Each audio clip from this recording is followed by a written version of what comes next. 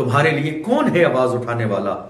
तुम्हें कत्ल करने की बात की जा रही है, तुम्हारा सफाया करने की बात की जा रही है, तुम्हारे ऊपर जुल्म की बात की जा रही है, तुम्हारे लिए हथियार खरीदने की प्लानिंग की जा रही है, तुम्हें मारने की प्लानिंग की जा रही है, बाजाब्ता ट्रेनिंग सेंटर खोले जा रहे हैं तैयारी के लिए, ताकि मुसलमानों को हिंदुस्तान से भगाना है या उन्हें कत्ल कर देना है। ये सारी चीजें हमारे देश में धर्म संसद में जो दिसंबर के महीने में स्पीच दी गई, जरा उस पर तवज्जो दें आप।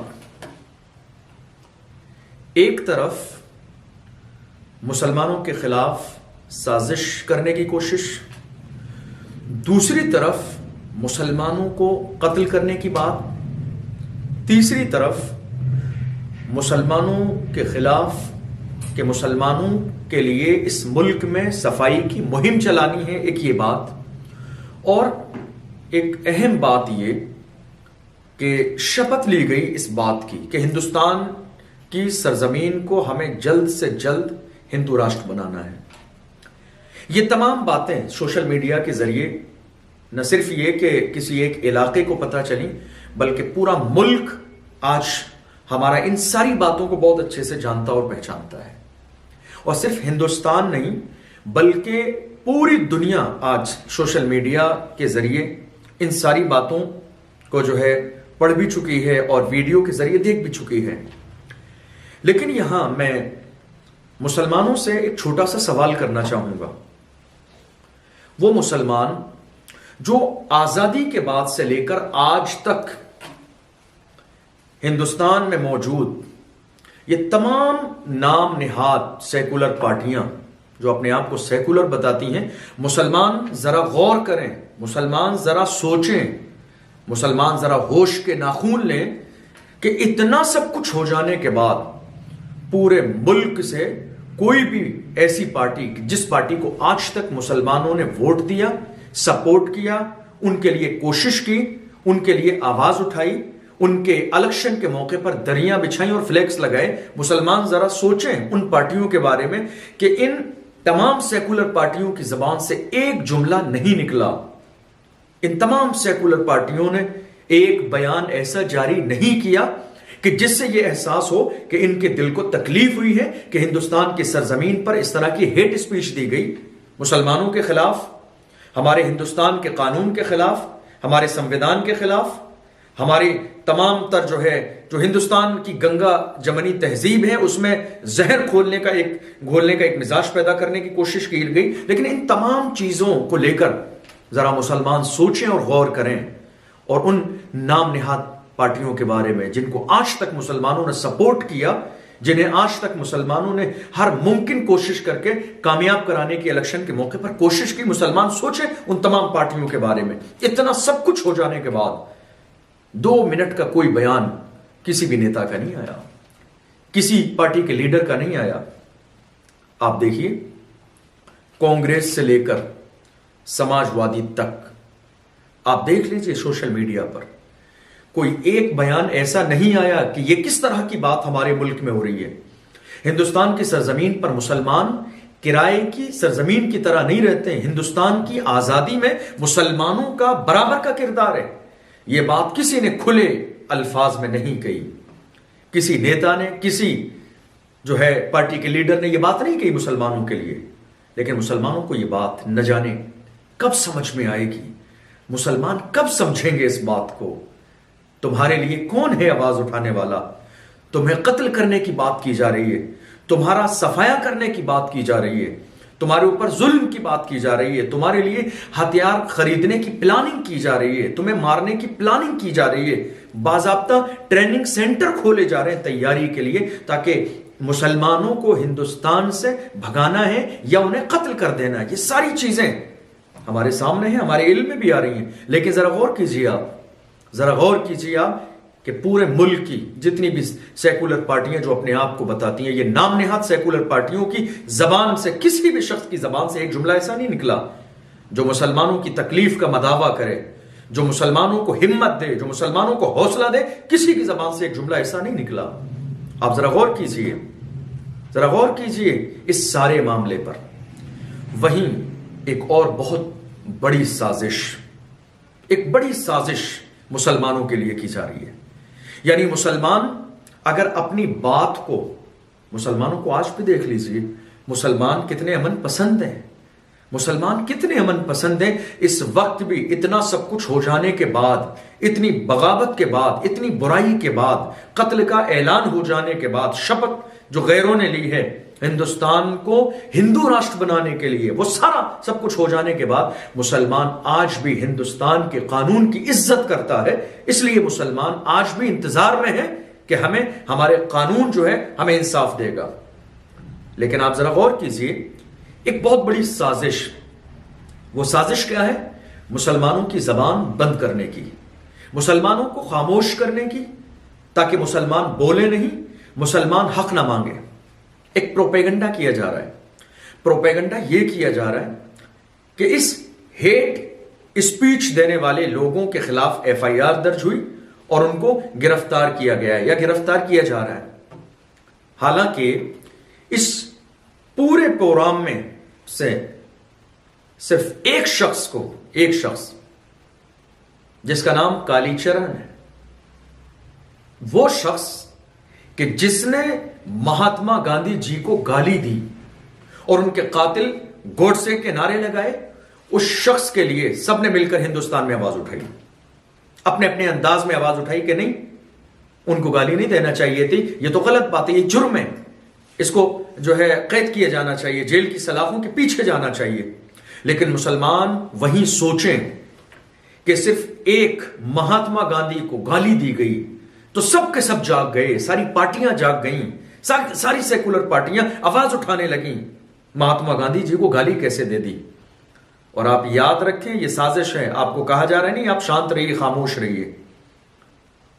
जालिम गिरफ्तार किए गए हैं या गिरफ्तार किए जा रहे हैं, कोई ऐसा जालिम नहीं है जिसको गिरफ्तार किया गया, बल्कि सही बात यह है एक शख्स जिसका नाम कालीचरण है, उस एक आदमी को 2 से 3 दिन के बाद ही गिरफ्तार कर लिया गया, लोगों की आवाज उठाने पर, इन नेताओं की आवाज उठाने पर कि उसने महात्मा गांधी जी को गाली दी है। लेकिन वहीं पूरे मुल्क में से किसी नेता ने, किसी सेकुलर पार्टी ने यह आवाज नहीं उठाई कि वहां पर धर्म संसद में गंदी जबान इस्तेमाल करने वाला एक शख्स, जिसको दुनिया नरसिंहा नंद के नाम से जानती है, उस शख्स ने कितनी बकवास की, गुंडों और मवालियों की जबान इस्तेमाल की, पाखंडियों की जबान इस्तेमाल की। साध्वी ने 20 लाख मुसलमानों के कत्ल की बात की। लेकिन आप अंदाजा लगाइए इनके खिलाफ क्या हुआ। क्या इनके खिलाफ एफआईआर दर्ज की गई? क्या इन्हें जेल की सलाखों के पीछे डाला गया या इनको कोई सजा दी गई? नहीं, वो एक शख्स, सिर्फ एक शख्स को गिरफ्तार किया गया जिसने महात्मा गांधी को गाली दी। उसके अलावा जितने लोग जिन्होंने मुसलमानों के कत्ल का मंसूबा बनाया, सफाई मुहिम चलाने की बात की, हाथों में जितने भी मारने वाले हथियार हैं वो देने की बात की, मुसलमानों के कत्ल की बात की, ये सारी जो बातें हुई, शपथ जिस शख्स ने ली और दूसरों को दिलाई, ये तमाम लोग आज हमारे मुल्क में पूरी आजादी के साथ घूम रहे हैं, पूरी आजादी के साथ घूम रहे हैं। इनके लिए कुछ भी नहीं हुआ, कुछ भी नहीं हुआ इनके लिए। मुसलमान इस धोखे में न रहें, इस धोखे में न रहें कि हेट स्पीच के बाद इन्हें गिरफ्तार किया गया, इन्हें जेल ले जाया गया, इनके खिलाफ एफआईआर दर्ज की गई। ये सब खुशी के साथ पुलिस प्रशासन की निगरानी में आराम से घूम रहे हैं, कोई इनसे कुछ कहने वाला नहीं है। और मुसलमान सोच रहे हैं नहीं, एक शख्स को पकड़ा गया है इसलिए कि उसने हेट स्पीच दी थी, लेकिन वो उसकी स्पीच जो है वो मुसलमानों के बारे में नहीं, महात्मा गांधी जी के बारे में थी, और उसी पर आवाज उठाई। बाकी तमाम चीजों को इग्नोर कर दिया इन सियासी पार्टियों ने, किसी ने एक जुमला अपनी जबान से नहीं निकाला। ऐसा लगता है कि ये तमाम पार्टियां जब मुसलमानों के मसाइल आते हैं, जब मुसलमानों के मुद्दे आते हैं, तो ऐसा लगता है ये तमाम नाम निहाद सेकुलर पार्टियां बिल्कुल गूंगी और बहरी हो जाती हैं। किसी के पास कहने के लिए एक जुमला नहीं होता है, किसी के पास बयान करने के लिए कोई बात नहीं होती है, कोई खुल के एक जुमला ये नहीं कहता है कि ये कैसा जो है आज का जुल्म है जो हिंदुस्तान के कानून की मौजूदगी में भी आज इस तरह से मुसलमानों को टारगेट किया जा रहा है। गौर करें मुसलमान इस बात पर, 2022 आज आप देख रहे हैं, इलेक्शन बहुत करीब है। वोट देने से पहले ये जरूर गौर कीजिएगा, वोटिंग करने से पहले ये जरूर गौर कीजिएगा कि आप किन हालात से गुजर रहे हैं, क्या साजिशें की जा रही हैं आपके खिलाफ, कौन है आपकी आवाज को बुलंद करने वाला, कौन है आपको इंसाफ दिलाने की बात करने वाला, कौन है आपका हमदर्द, कौन है आपके लिए लड़ने वाला। वोट डालने से पहले जरूर गौर कीजिएगा। इलेक्शन बिल्कुल करीब है। मुसलमान जागने की कोशिश करें, मुसलमान समझने की कोशिश करें, मुसलमान बेदार होने की कोशिश करें कि आज उनके खिलाफ इस मुल्क में किस तरह की साजिशें की जा रही हैं, जिन्हें वो अपना हमदर्द समझते हैं, जिन पार्टियों की वो तारीफें करते हैं, जिन पार्टियों के लिए दूसरों से हुज्जत और बहस करते हैं, जिन पार्टियों के लिए रातों रात जागते हैं, न दिन देखते हैं न रात देखते हैं, न सुबह देखते हैं न शाम देखते हैं, जिनके लिए कोशिशें करते हैं, मेहनत करते हैं, इलेक्शन के मौके पर दौड़ते हैं, इधर से उधर जाते हैं, लेकिन वो नाम नेहाद सेकुलर पार्टियां आज मुसलमानों के खिलाफ इतने बड़े बड़े मुल्क के कोने कोने पर ऐलान किए जा रहे हैं, लेकिन कोई एक जुमला कहने के लिए राजी नहीं है। यह अलमिया है, यह अफसोस का मौका है, और कहीं ना कहीं मुसलमानों के जागने के लिए एक बहुत अहम मौका भी है कि मुसलमान समझें कि आपके लिए क्या हो रहा है, आपके खिलाफ क्या साजिश की जा रही है। और एक दूसरी बात मैं इस मौके पर कहूंगा, हमारे बाशऊर, समझदार, सलीकेमंद जो हिंदुस्तान की सरजमीन पर हिंदू समाज के बाशऊर समझदार लोग हैं, मैं उनसे कहूंगा कि धर्म संसद में जिस तरह की स्पीच दी जा रही है, आपके बच्चों के हाथों से कापियां और कलम छीनने की बात की जा रही है, उनके हाथों में तलवार देने की बात की जा रही है। लेकिन आप मुझे बताइए, क्या कभी आपने सोचा कि ये जितने भी हैं, ये संतों और महंतों का लिबादा ओढ़कर, संतों और महंतों का लिबास पहनकर ये गुंडागर्दी करने वाले, ये जितने भी संत और महंत हैं, कभी आपने सोचा कि आपके बच्चों के हाथ में कापी और कलम छीनकर तलवार देने की बात करते हैं? कभी आपने सोचा कि इनकी अपनी औलादें कहां हैं? यह है सोचने वाली बात। गौर करें हिंदू समाज के बाशऊर और सलीकेमंद लोग। हिंदुस्तान की सरजमीन पर मुसलमान और हिंदू आज नए नहीं रहते हैं। कभी किसी को, न किसी की चोटी को डर था, न किसी तिलक को डर था। तमाम लोग मोहब्बत के साथ, गंगा जमनी तहजीब के साथ आराम से रहते थे और आज भी रहते हुए नजर आए हैं। लेकिन आज ये जो मुद्दे उठाए जा रहे हैं हिंदू और मुसलमान के, ये महज अपनी राजनीति को चमकाने के लिए, वरना कोई मुद्दा नहीं है। जिनके पास बयान करने के लिए कोई मुद्दा नहीं है, जिनके पास विकास की बात नहीं है, जिनके पास कारोबार के मामलात नहीं है, जिनके पास महंगाई को कम करने का कोई एजेंडा नहीं है, वो तमाम लोग आज हिंदू और मुसलमान करके अपनी राजनीति को चमकाना चाहते हैं। यह हाल है आज हमारे मुल्क की सरजमीन पर।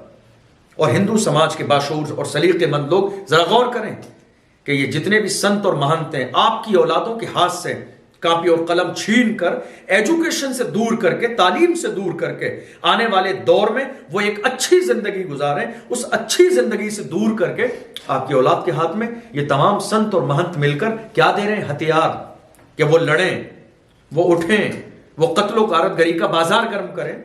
लेकिन जरा कभी इनसे पूछिए, इनका गिरेबान पकड़ के, कि इनकी अपनी औलादें कहां हैं, इनकी अपनी औलादें कहां हैं, इनके अपने बेटे कहां हैं, इनकी अपनी बीवी बच्चे कहां हैं? उनको क्यों ये मैदान में नहीं लाते?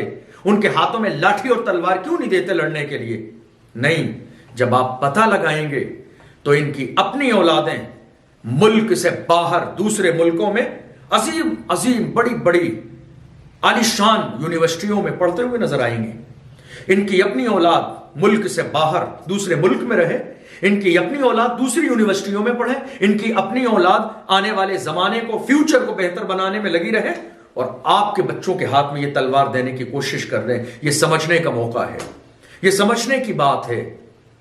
इनकी जो जहनियत है, इनकी जहनियत सिर्फ ये है कि हिंदुस्तान में दंगे हों, हिंदुस्तान में फसाद हो, हिंदुस्तान का माहौल खराब हो, गंगा जमनी तहजीब जहर से आलूद हो जाए, कोई एक दूसरे के साथ मुस्कुरा के बात ना कर सके, इसलिए इस तरह का माहौल पैदा कर रहे हैं। ये सियासी एजेंडे में शामिल कर लिया है हिंदू और मुसलमान करना, वरना हमारा मुल्क ऐसा नहीं था। हमारा मुल्क ऐसा था कि जहां खुशी के साथ हिंदू और मुस्लिम सब साथ साथ रहते थे। इसीलिए तो हम हमेशा कहते हैं, हम भी तामीर वतन में हैं बराबर के शरीक, दरो दीवार अगर तुम हो तो बुनियाद है हम। हिंदुस्तान की आजादी का मौका था तो हाल यह था कि जब पड़ा वक्त चमन पे तो लहू हमने दिया, जब पड़ा वक्त चमन पे तो लहू हमने दिया। आज कहते हो कि गुलशन में तेरा काम नहीं, और जो लोग नफरत फैलाने की कोशिश करते हैं उनको सुनाइए बार बार राहत इंदौरी का वो शेर जिसमें उन्होंने कहा था, लगेगी आग तो आएंगे घर कई जद में, लगेगी आग तो आएंगे घर कई जद में। यहां पे सिर्फ हमारा मकान थोड़ी है, यहां पे सिर्फ हमारा मकान थोड़ी है। इसलिए मुसलमान बेदार हों और समझें इस सोच को, मुसलमान समझें इस साजिश को कि मुसलमानों को बस लॉलीपॉप देकर समझाने की कोशिश की जा रही है कि आप खुश रहिए, बस इसी में आपका कोई मकाम नहीं है, कोई वैल्यू। समझिए इस बात को। इलेक्शन का मौका है, 2022 का इलेक्शन बहुत करीब है। वोट डालने से पहले उन जुल्मों को जरूर याद कीजिएगा जो आपके ऊपर जुल्म किए गए हैं या आगे जुल्म करने की कोशिश और तैयारी की जा रही है।